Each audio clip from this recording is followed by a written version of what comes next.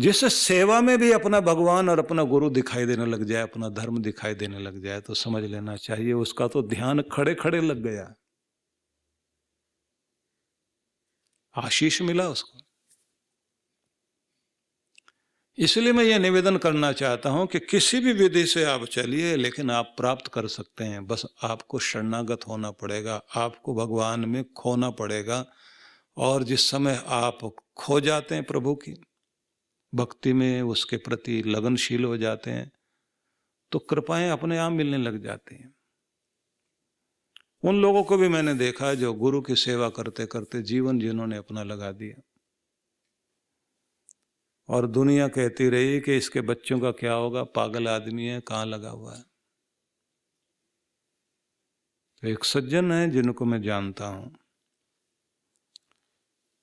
उन्होंने लीलाशाह बापू की सेवा की, उनके पिताजी ने पूरा जीवन लगा दिया,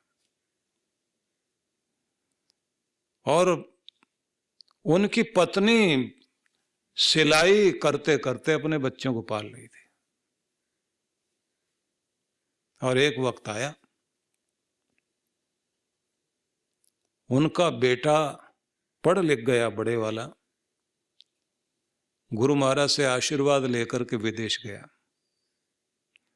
और किसी एक के घर में जॉब करने लगा, उसकी फैक्ट्री में। करते करते करते करते इतना कुछ हुआ, आगे बढ़ा कि उस मालिक ने ये कहा कि मैं तुम्हें अपने फैक्ट्री में पार्टनर बनाना चाहता हूं, 25% का, 30 का, जितना तुम चाहो, क्योंकि इतना ईमानदार, इतना लगनशील, जिसने मेरे ऊपर तो बोझ आने नहीं दिया, सब कुछ तू ही चला रहा है, तो तुम्हें मैं अपने साथ शामिल करना चाहता हूं। तो इन्होंने क्या कहा कि 2 साल बाद मैं अपना काम करूंगा, पैसे हैं तेरे पास? बोले नहीं, पैसे नहीं है, बैंक से वो कर्जा लूंगा, लेकिन 2 साल में मैं आपको वहां तक पहुंचाना चाहता हूं कि आपका सब कुछ बहुत अच्छा हो जाए और अपने आप स्वचालित प्रक्रिया से चलता चला जाए, और कोई दिक्कत आपको ना हो।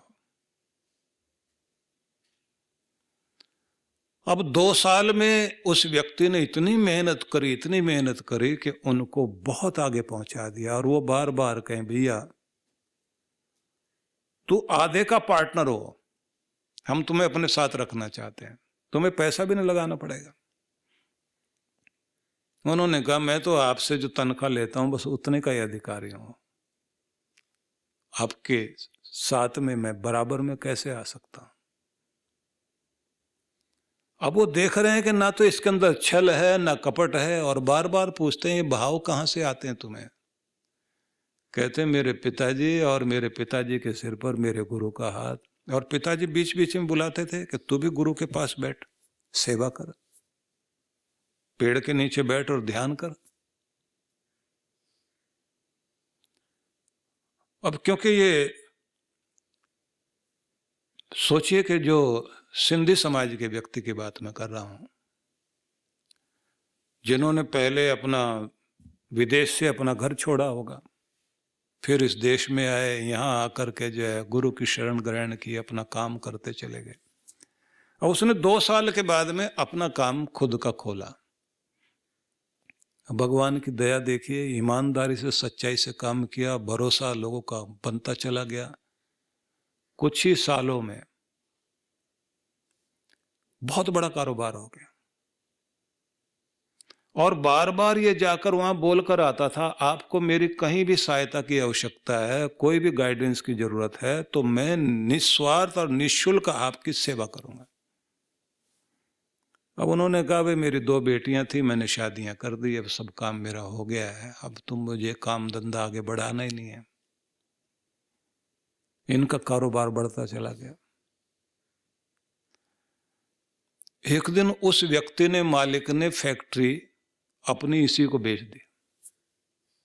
अब जिसमें नौकर था उसी में अब ये काम करता है।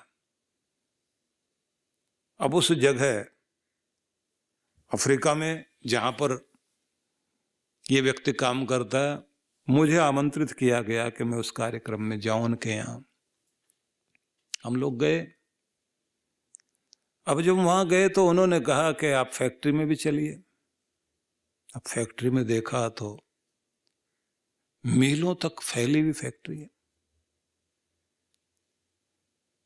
और जैसे अंदर घुसे तो एक पेड़ है, उस पेड़ के साथ में गुरु महाराज की मूर्ति लगी हुई है। पहले जाते ही वो लोग जो है उस पे मत्था टेकते हैं, और उस भूमि में कोई भी जूता पहन के नहीं जा सकता, क्योंकि वो कहते हैं इस जगह पर मेरे गुरु का स्थान है। कितना मानता हो व्यक्ति, जितना पागल होकर के मानेगा और जितना समर्पित होगा उतनी तो कृपा होगी। भगवान कृष्ण कहते हैं कि जितनी जिसकी श्रद्धा है उतना ही उसका व्यक्तित्व वैसा दिखाई देता है। पता लगता है कौन आदमी क्या है, उसकी श्रद्धा से पता लगता है। जब आदमी कहता है वो 2 रुपए किसी को देके, मेरी तो इतनी श्रद्धा है, मतलब यही औकात है तेरी। और गरीब के पास श्रद्धा होती है ना। अब अगर उसके पास पैसा नहीं तो कम से कम उसके बच्चों पर वो कृपा जरूर होगी। बच्चे लायक हैं, घर में प्रेम है, खुशी है, चाहे थोड़ा सा खा करके छोटे से घर में सो जाते होंगे लेकिन चैन की नींद सो रहे हैं, सेहत ठीक है, सिर पर किसी का कर्जा नहीं है, सवेरे उठ के भगवान का नाम लेते हैं, शुक्र मनाते अपने परमात्मा का। बच्चे अपने माता पिता का सुख दुख बर्दाश्त नहीं कर सकते, उनके पीछे पीछे अगर उनको कुछ भी हो जाए तो उनको रोना आ जाता है 1 मिनट में, सब काम छोड़ के आ जाते हैं। वो लोग कितने अभागे होते हैं जिनके बच्चे उनको छोड़ करके दूर बैठे हुए हैं, और एक वो हैं जिनके बच्चे उनके साथ में भोजन भी करते हैं, साथ चलते हैं। वो कहते हैं जो कुछ भी हैं हम अपने माँ बाप की कृपा से हैं। अब हम लोग जैसे उस फैक्ट्री में गए तो अंदर पहले तो उनको गुरु महाराज का जो स्टैचू देखा, जिस तरह से उन्होंने वातावरण बना रखा था। हम लोगों के अंदर जो श्रद्धा भावना होती है उसको भी कहीं ना कहीं चार्ज होना के लिए तो चाहिए ना। प्रेम वाले को भी थोड़ा प्रेम तो चाहिए ना, जिससे उसका प्रेम और बढ़े। सेवा वाले को भी किसी सेवक को देखने के बाद में उसकी सेवा वृत्ति और बढ़ जाती है। दान दाता को, किसी महान दाता को देख करके और उसके अंदर दानशीलता आती है। अब हमारी श्रद्धा भी इतनी बड़ी, हमने कहा कि हम अपने गुरु को याद करें। अंदर गए, सब जगह वो ले जाकर घुमाया, उन्होंने देखा। अब मजे की बात यह है कि उनके कर्मचारी भी आकर के उस मालिक को, क्योंकि उनके बेटे आगे काम संभालते हैं, उस मालिक को ऐसे देखते हैं जैसे कोई माई बाप अन्नदाता आ गया हो। विदेश की धरती पर कौन किसी को कैसे मानता है। अब इतना प्रेम प्यार क्यों है, पता लगा क्योंकि उनके सुख दुख में वो मालिक जाके शामिल होता है। और क्यों होता है इसका भी कारण पता लगा जब वो मुझे एक और कमरे में लेकर गए। वो एक ऑफिस बना हुआ था, वहां जाके मैंने देखा एक बड़ी सी टेबल, बहुत सुंदर वो ऑफिस, और उस ऑफिस की कुर्सी पर एक फोटो रखा हुआ। तो मैंने कहा ये यहां कौन बैठता है? बोले यहां हमारे मालिक बैठते हैं। तो मैंने कहा आपके भी कोई मालिक हैं? बोले हाँ, उन्हीं की कृपा है। तो मैंने कहा आते हैं कभी? बोले यहां बैठे ना। उन्होंने वो फोटो दिखाया। मैंने कहा ये किन का है? बोले जिनकी ये फैक्ट्री थी पहले, जिसके पास जॉब किया, नौकरी की मैंने, जिसने मुझे बड़ा होना सिखाया, कमाना सिखाया। अब वो इस दुनिया में नहीं है, लेकिन उसका चित्र यहाँ है। और जब वो थे ना, तब भी यहाँ आया करते थे। मैं उनको कहता था आप यहाँ बैठो। वो कहते थे भैया मैं तो रिटायर हो गया, फैक्ट्री तुम्हें बेच दी, अब तुम मुझे मालिक मालिक क्यों कहते हो?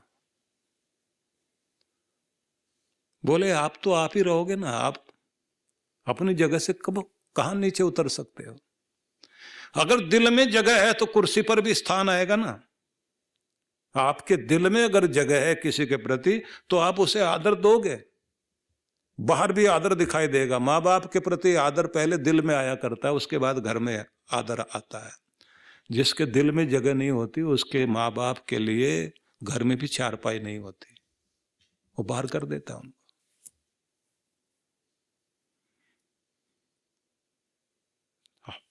पढ़ते हैं आप न्यूज में, आईएएस बना दिया बेटे को और बेटे ने उठा के बाप को बाहर कर दिया,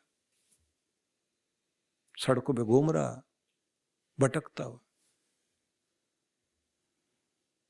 ये श्रद्धा चाहिए आपके अंदर। और उस व्यक्ति ने अपने बच्चों को भी ये सिखा रखा कि देखो, बिजनेस सीख लिया, बिजनेस सीखने से कोई बड़ा नहीं हो जाता, कृपा से बड़ा होता है। मेरे ऊपर मेरे गुरु की, मेरे माता पिता की कृपा रही है, और जिसके यहाँ मैंने काम किया, जिससे मैंने सीखा, अभी वहां ये भावना नहीं आती कि इनके साथ हमारा लेना देना क्या है, ये हमको पैसे देते हैं, हम काम करते हैं, हमारे काम के बदले तो पैसे मिलते हैं, इन्होंने कौन सा एहसान कर दिया हमारे ऊपर। तो यही तो है वो भावना जिसमें लाल झंडा खड़ा किया जाता है। ये लोग हमारे बल पर, हमारे पसीने की कमाई से बढ़ चढ़ करके इतनी बड़ी फैक्ट्रियां लगा रखी है, आराम से बैठे हुए ऐसी कार में घूम रहे हैं, हम पसीना बहा रहे हैं। लाल झंडा वही मुरादाबाद फरीदाबाद बोलते रहो, दिल में तो जगह है नहीं, रोज हाय हाय करते रहिए। लेकिन फिर वही बात आएगी कि मांगने वाले का पेट कभी नहीं भरेगा और देने वाले का हाथ कभी खाली नहीं रहेगा। जिसके अंदर श्रद्धा होगी परमात्मा भरेगा। वही लोग आगे बढ़ा करते हैं जिनके अंदर श्रद्धा भावना होती है। ये भड़काने वाले, ये आग लगाने वाले लोग, इनका तो काम ही इस तरह का है। वो तो श्रवण कुमार से उन्होंने माता पिता की कामड़ छुड़वा दी थी। कितने लोग हैं, राम जी के घर में आग लगा दी, कैकेयी के कान भर दिए जाकर के, राज्याभिषेक होते होते रह गया। कोई भी मिल जाएगा आपको, बात इस तरह की कर देगा, आपको लगेगा कि बहुत जच रही है बात। इसलिए इस देश में ऐसा भी एक दर्शन रहा है, एक फिलॉसफी रही है जो चारवाक की फिलॉसफी है। वो कहता मरने के बाद किसने किसका देना और किसने किसका लेना है, इसलिए चालाकी से, छल से, छदम से, जैसे भी हो फायदा उठाओ और अपना आनंद मनाओ। यावत जीवेत सुखम जीवेत ऋणम कृत्वा घृतम पिबेत। अब जब ये कहते ना भस्मीभूत अस्य देह से पुनरागमनम कुतः, शरीर मिट जाएगा दोबारा तो ये आने वाला नहीं है, अब मजे लगा लो, मजे मारो, लो दूसरे का और खाओ पियो। वो कहते हैं नानक दुखिया सब संसार सो सुखिया जो नाम आधार। अब जोड़ लिया अपना, सो सुखिया जो खावे उधार, मांगने आए तो लड़ने को तैयार। वो सुखी नहीं हो सकते। सुखी वही होंगे एहसान माने, कृतज्ञता पूर्ण जीवन जिए, आभार व्यक्त करे, धन्यवादी बने, हृदय में श्रद्धा रखे और फिर करके देखे। आप अगर मान रहे हैं तो ये बात ध्यान रख लीजिए, आपके बच्चे भी आगे मानेंगे, उनके बच्चे भी आगे मानेंगे, परंपरा चलेगी, आदर रहेगा, प्रेम प्यार रहेगा। नहीं तो इस तर्क वितर्क से तो आप सितार पकड़िए हाथ में और ढूंढना शुरू कर दीजिए इसमें संगीत कहाँ है। सारे सितार के तार तोड़ तोड़ के आप बांसुरी को फोड़ फोड़ करके देख लीजिए, संगीत मिल जाए तो। डॉक्टर को किसी को कह देना आदमी के दिल में प्यार होता है, जरा हार्ट में खोल के देखना है क्या, कहीं मिलेगा, कहीं होता है। इसी से तो जीता है इंसान। सितार में संगीत होता है, वो सारी दुनिया सुनती है, नाचती है। ढोलक को फोड़ के देख लीजिए, उसका ताल ढूंढना शुरू कर दीजिए, अगर मिल जाए तो आपको। आपके तर्क से सब कुछ सिद्ध हो जाएगा ऐसा नहीं है। ये दुनिया दिल से चलती है, प्रेम से चलती है। इसलिए मैं निवेदन करना चाहता हूं, जो श्रद्धालु लोग रहे हैं उन्होंने बहुत कुछ पाया है। और इन श्रद्धा वाले लोगों ने जो कुछ पाया है वो दूसरा नहीं पा सका। अब उन सज्जन से जब बात होती है, अब वो कहते हैं कि मेरा बेटा काम संभालने लग गया है, आशीर्वाद देता हूँ उसको, मैं तो सारा दिन बस सेवा साधना में लगा रहता हूँ, जो कुछ मेरे से बन सकता है अच्छा कार्य करता रहता हूँ। तो क्यों? परमात्मा ने भर दिया ना। आप भी श्रद्धा वाले बनकर चलकर देखिए, कभी कमी नहीं रहेगी। 68 तीरथ गुरु चरण, परवी होत अखंड, सहजो ऐसा धाम नहीं, सकल और ब्रह्मांड। श्रद्धा वाले व्यक्ति को सब कुछ वहां मिल जाता। जनक विदेह गुरु किया, लागा गुरु की सेव, कहे कबीर बैकुंठ से फेर दिया सुखदेव। स्वर्ग जाते जाते को वापिस रोक दिया कि जाओ गुरु की शरण में बैठो। व्यास ऋषि जैसे महान ऋषि का पुत्र होकर भी सुखदेव मुनि जिन जैसा कोई दूसरा व्यक्ति नहीं हुआ दुनिया में। उनको भी ये कहा कि अभी ज्ञान आ गया है, लेकिन प्रैक्टिकल ज्ञान आना जरूरी है, और वो तब आएगा जब तुम गुरु की शरण में जाओगे। और गुरु कौन? राजर्षि को ढूंढा उन्होंने। राजा होकर भी ऋषि वाली भूमिका निभा रहा है, इसलिए कहते हैं ना, गुरु बिन माला फेरता, गुरु बिन करता दान, गुरु बिन सब निष्फल गया, बूझो वेद पुराण। तो निवेदन यही है कि श्रद्धा भाव से हमें ये समझना चाहिए कि किसी भी मार्ग को अपना लें, आप कर्म योग को अपना लें, ज्ञान योग को अपना लें, भक्ति योग को अपना लें, लेकिन जिस भी मार्ग को अपनाना चाहते हैं शरणागत हो, प्रेमपूर्ण हो, प्रभु की शरण ग्रहण करते करते अपने कार्यों में खो जाना सीख जाइए। और उसके बाद आप देखिए, आपकी श्रद्धा, आपका समर्पण और आपके द्वारा किया गया कोई भी कार्य नहीं है, वो भगवान की पूजा बन जाए। और उससे करते करते फिर आप देखना कि वही कर्म आपको प्रभु की कृपा भी देगा, सफलता भी देगा, मन में शांति देगा, घर में खुशहाली देगा, और सबसे बड़ी चीज है बरकत देगा। नहीं तो आएगा बहुत और दूसरी तरफ से चला जाएगा। 10 लाख रुपए महीना कमा रहा है और 15 लाख रुपए महीने का जो है बेचारे को ब्याज चुकाना पड़ता है या कर्जे चुकाने पड़ते हैं, हर महीने 5 लाख का घाटा। लोग कहते हैं कमाई बहुत और हो रही है, और उसको नींद नहीं आती आराम से, बेचारा चैन से सो नहीं सकता। इसलिए मैंने ये कहा था ना पीछे कि सोने की चैन का महत्व नहीं है, चैन से सोने का महत्व है। इसलिए आप सोने के पीछे भाग रहे हो, चैन से सो सको इसकी कोशिश करो कि आपकी जिंदगी प्यार से बीत सके। तो आपको वो श्लोक सुनाना चाहता हूँ जहाँ से भगवान श्री कृष्ण ने ये कहा कि मैं तुम्हें बताता हूँ कि तुम सगुण साकार रूप में कैसे पा सकते हो और निर्गुण निराकार रूप में कैसे पा सकते हो। कौन सा मार्ग चुनोगे, तुम अपनी वृत्ति के अनुरूप मार्ग चुन सकते हो।